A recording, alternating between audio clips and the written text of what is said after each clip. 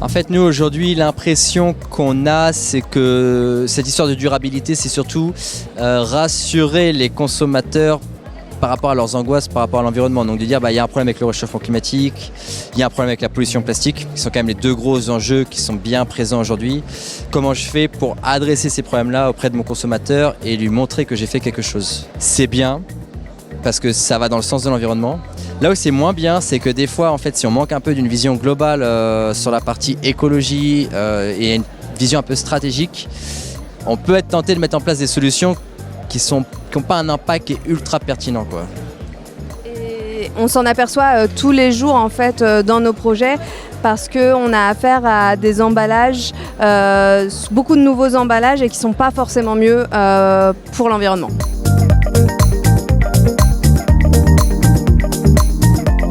La difficulté, elle est que quand on parle d'innovation emballage, on pense souvent à choix de matériaux. Et dans l'innovation écologique, dans l'innovation durable, c'est hiérarchisé correctement.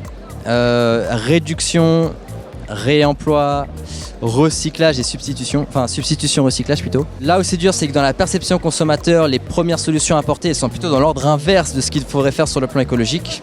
Et donc il y a un juste milieu à essayer de concilier les deux. Nous aujourd'hui on voit beaucoup d'intérêt sur la partie recyclage et substitution, comment je recycle ça, comment je switch du plastique sur le carton par exemple. Là où en fait on aurait besoin de s'intéresser beaucoup plus à la partie réemploi. Et c'est un ingénieur matériaux qui vous dit ça.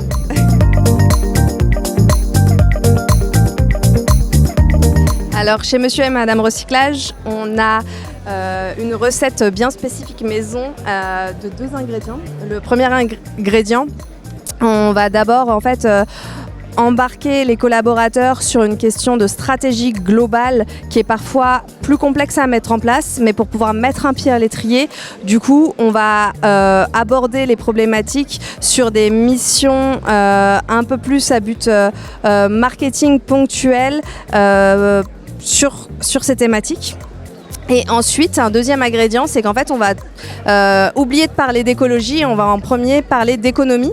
Parce que tout projet d'écologie sont menés par des personnes convaincues.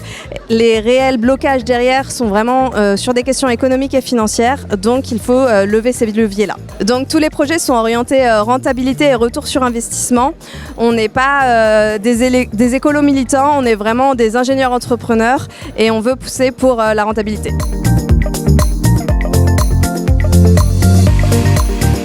Ce qui est vraiment intéressant sur ce salon-là, c'est qu'on n'a que des intervenants qui s'est centré sur l'écologie.